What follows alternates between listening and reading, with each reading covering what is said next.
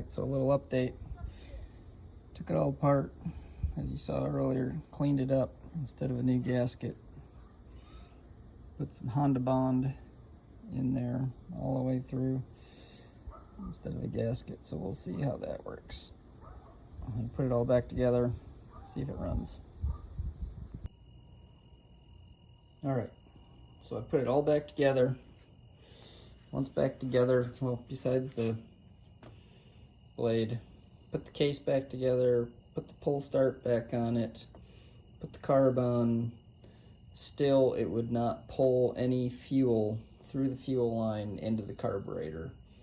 So the leaking crankcase was not the problem. So I figured, all right, it's either the crank seals, it's all back together, or it's the carburetor. So I took the carburetor apart again. I don't know how many times I've had this apart, but the little lever that activates the needle valve, started looking at that, and it was such that when I would push it down, it wouldn't do anything to the needle valve. There was no action. It wouldn't move it at all. So I took my screwdriver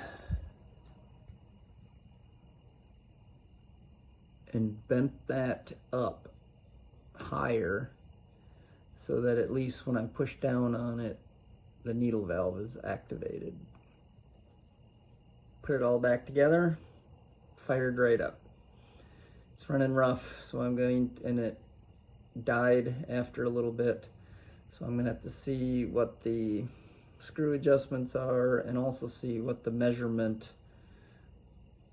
of that little tab is. I know I saw someplace how many millimeters above the rest of the carburetor body that is supposed to be,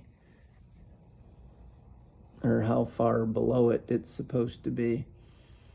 Right now it is sitting down below it, so I'm gonna have to look for that measurement, see if I can figure out what that is, bend it to the right measurement, put it all back together, find the screw adjustment settings, and see if it runs better.